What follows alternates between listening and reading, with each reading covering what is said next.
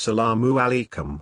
Dear brothers and sisters, here is a new video for you.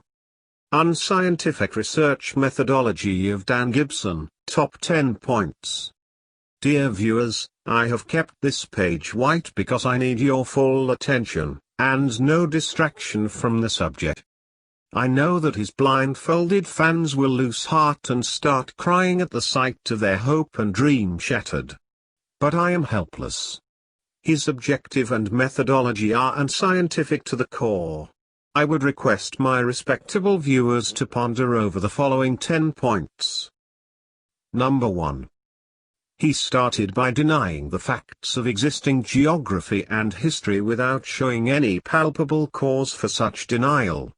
He only claimed that research nowadays has become easier because of the innovation of computer and internet, but it does not allow him to deny the existing facts of geography and history, because computer and internet cannot say anything about the past and present without standing on the current facts of geography and history. These two inventions, computer and internet, cannot ignore the current data and create any new data for any subject or anything of the human world. That would be false if they do so. So, Dan Gibson's rejection of the current data of geography and history is quite unscientific. His rejection of Mikrobu as the former Greek name for Mecca, which in English is erroneously pronounced as Mecca, is unscientific. Mikrobu is there in the Ptolemy's map, and it is described by the current history and geography as the city of Mecca. Nobody can deny it without being scientifically wrong. He must rely on the universally accepted facts and figures of history and geography. Internet cannot generate anything new in their place, without being a generator of falsehood, to help him on this point. His stance on this point is totally wrong and unscientific. Only saying that those are traditional stories does not bear any sense, and it is not a scientific methodology of research. Number 2. Dan Gibson's roaming about in the Arab world for 20 years for doing research in Islam is based on his dogmatic faith that Islam is the religion of the Arabs and the Arab lands, and his friendship and living with the nomads for knowing Islam is based on the idea that Islam is a religion of the nomads.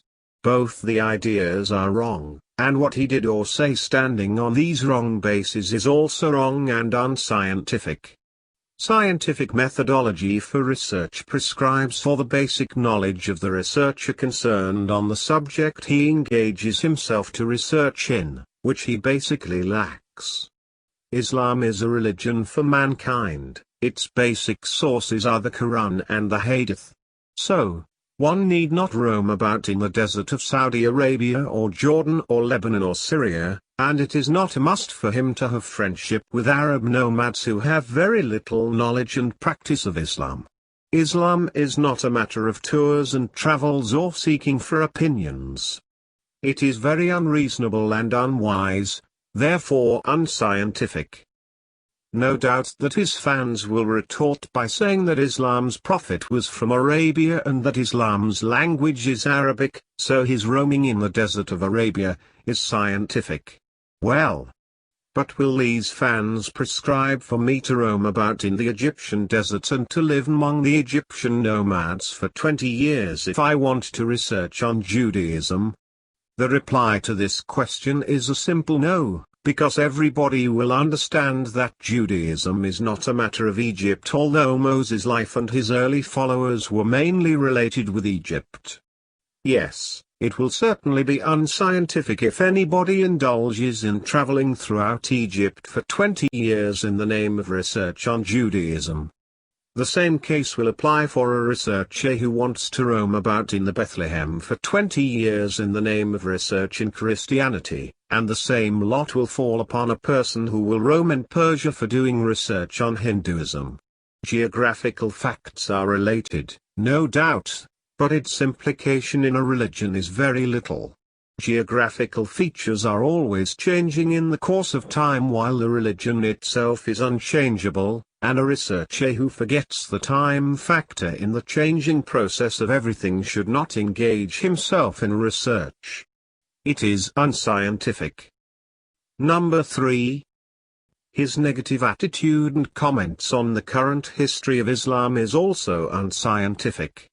He declares the historical documents on the Prophet's life, on the Quran and on the happenings of the 6th and the 7th centuries as either false or problematic, showing cause that those were written mainly in the 8th century.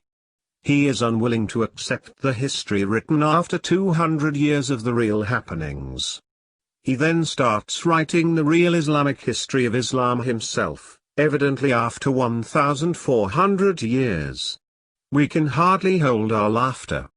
If the history written after 200 years be unreliable and unscientific, what should be the fate of his own history written after 1,400 years? Is it not unreliable and unscientific by 7 times? His argument that he has access to the internet and can do and undo many things by a single click of the mouse also rouses our laughter. Does his mouse allow him to create anything new or anew? No. He must find out the existing data by the click of his mouse, and that is the scientific boundary. History is not a fairy tale which can be generated through mouse click. History is always the existing facts and documents, and all types of history of mankind were written after the lapse of some time. Challenging the existing history without showing any real cause is unscientific. Number 4. He never researched on Mecca or Mecca. He commented on this city on hearsay. For example, he heard that no archaeological evidences were found under the soil of Mecca during the construction works of the city, and he refrained from excavating any spot of it relying on that hearsay, but he did not hold himself back to comment on the archaeological non-evidence of the city. Is it anyway scientific of a researcher? No. It was his duty to measure up the oldness of the important sites as well as the venerated things around the Kaaba, such as the graveyard, Maqam Ibrahim, the Zamzam, cave of the Mount Hira, houses of the people of the Prophet's time, the house of Khadija, Radiallahu anha, where the Prophet lived, the Mecca Museum and many other things like those. He did nothing on these sites and things but commented on Mecca's non-existence in the 6th and 7th centuries. Such comments are not worthy of a researcher, and the claim of such research is false. Making hearsay the base of research is unscientific. Number 5. Inclusion of unrelated things in a research project is unscientific. Dan Gibson has included such unscientific elements in his project.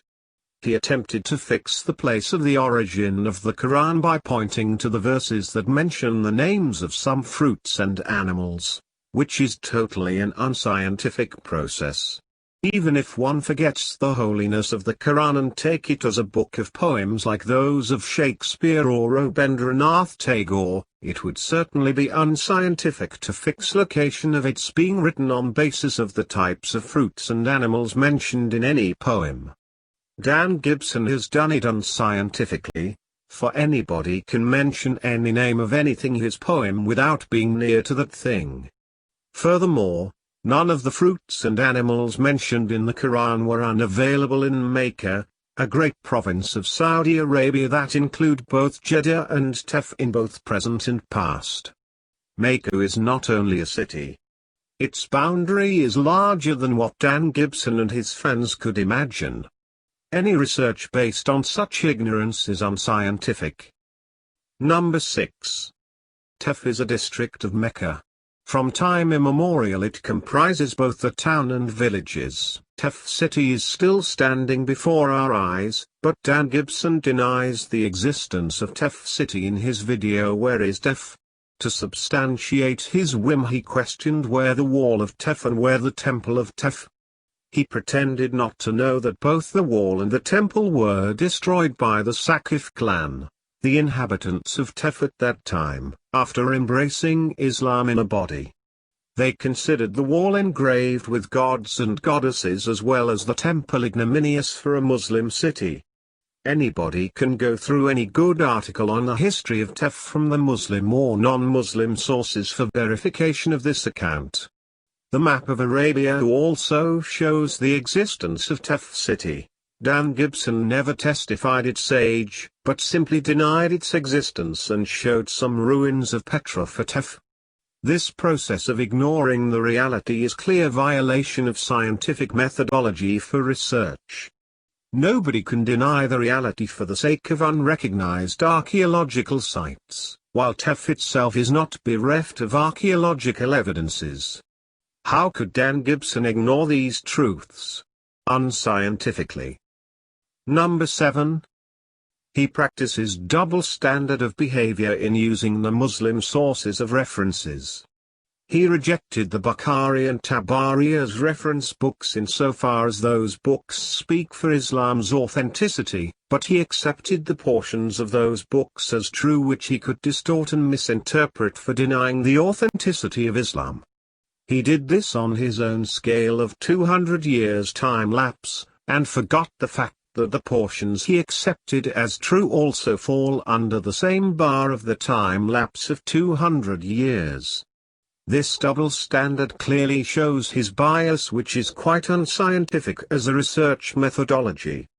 Both Bukhari and Tabari mention many miracles and miraculous incidents of the Prophet's life, including those of different battles, like Badr, Uhud, Trench, and all were either ignored or rejected as falsehood, but he accepted their citation of fruits and animals, water and vegetation, flowers and beauties of Mecca with a purpose to change the location of Mecca from Hijaz of Arabia to Petra in Jordan.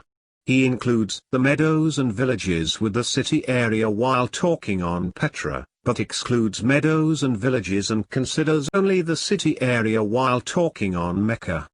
This double standard of behavior has made him a propagandist for Petra against Mecca, and ultimately against Islam. Such propaganda in the name of research is 100% unscientific. His fans may call it a scientific research, but we know them as the mesmerized dolls of the most unscientific genre. Number 8. Al-Lat is a pagan goddess, a dwarf, black, naked woman as like as the Kali of the Hindus. Dan Gibson gave her the form of a god and associated her with the moon, making the moon god of it. He did it with a palpable purpose to make an analogy with the name Allah. He concluded that the word Allah is a derivative of Al-Lat, the moon god of the Middle East.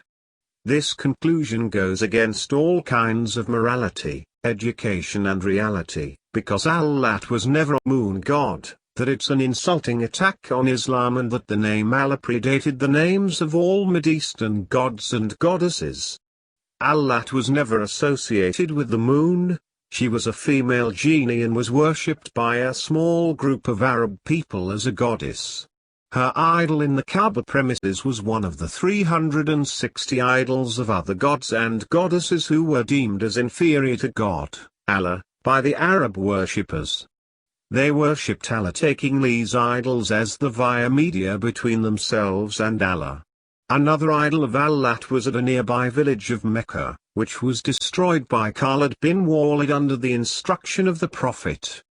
Evidently, the name Allah was used by the Quraysh as well as by the Arab Jews and Christians before the Arab pagans innovated the goddess Al-Lat. Allah, Arabic name of the Supreme Being. The term is a contraction of the Arabic Allah, the God. Both the idea and the word existed in pre-Islamic Arabian tradition, in which some evidence of a primitive monotheism can also be found. Although they recognized other, lesser gods, the pre-Islamic Arabs recognized Allah as the supreme God. Microsoft, N. Carter, 2009. It is needless to say, Al-Lat belonged to the lesser gods and goddesses. She was not considered by the Arab pagans as the supreme being or god. On the other hand, Allah was their supreme being or god. So, the name of Al-Lat could not be the prime source of the name Allah. Dan Gibson was mistaken, and he lacked the proper knowledge of the matter. He acted on this subject like an undergraduate, and an undergraduate is universally considered as unqualified to do any kind of research on any subject.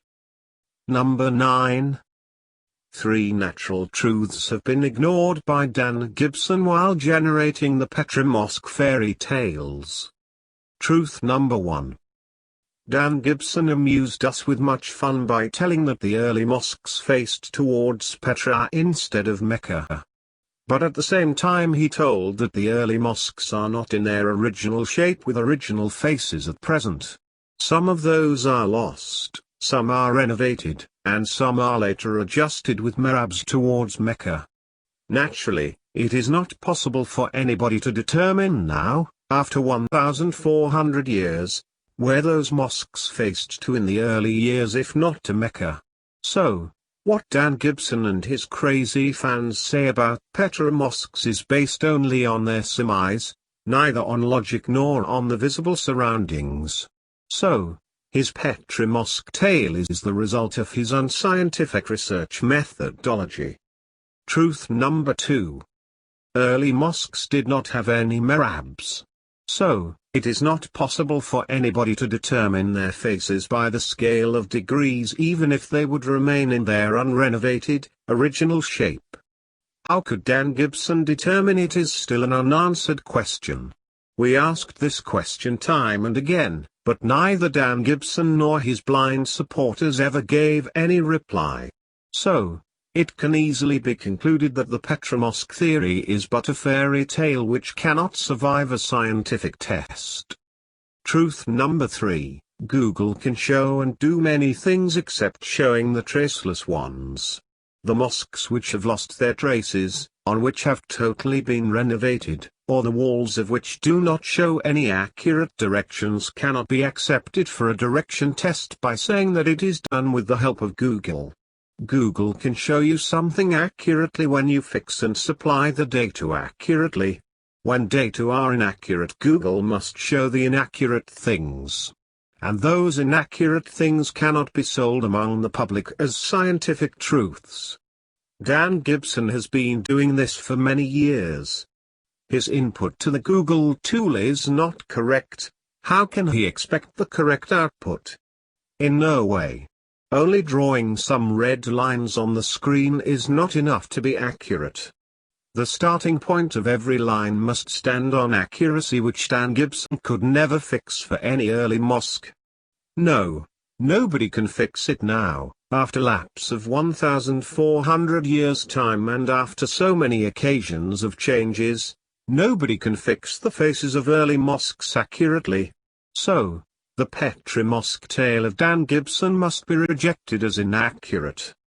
To tell the truth, it is now too hard to determine whether those Dan mosques were originally mosques or non-mosque buildings. Our careful examination shows that even some palaces, too, have been enlisted as mosques by Dan Gibson. Such biased samples and baseless surmise are not acceptable in the field of research. How did Dan Gibson determine their faces, and how could he be sure that those faced towards Petra is still a mystery like that of fairy tales? Number 10. Dan Gibson's research project necessarily has two fields, namely Mecca and Petra. Ignoring Mecca and overdoing on Petra is an unscientific methodology. He did it, knowingly or unknowingly. So far as we know, he never entered Mecca, as it is forbidden to him, and as we find no trace of his research on Mecca. So, his research on Mecca remained undone. How could he reach to the conclusion that Petra was the Muslim holy city, instead of Mecca? Unscientifically. He did not find any traces of Muslim sculpture, Muslim culture and Muslim foundation in Petra. Scientific methodology would certainly suggest that the Muslims never lived in Petra. But Dan Gibson took an I don't care stance against this scientific truth, although his die-hard fans claim his research as scientific. He invented many analogies like the Zamzamin, stone reading, Petra Mosque, between mosque, Petra scrolls, pagan Islam and many other bizarre things, but all are bogus and misfits. None of these could be scientifically fitted with Islam. Biblical Zamzamin was not a well, so it was not the well of Zamzam. His stone reading was faulty and fabricated, not scientifically proved. Petra Mosque and Between Mosque are non-existent. Petra scrolls are widely known as Petra papyri, written in Greek that dealt with the economic affairs of a Christian family, that is the family of Theodore, and Islam was never pagan. So, all he says are meaningless, unscientific and rather prejudicial. His research project on Islam is a total failure because of his unscientific methodology.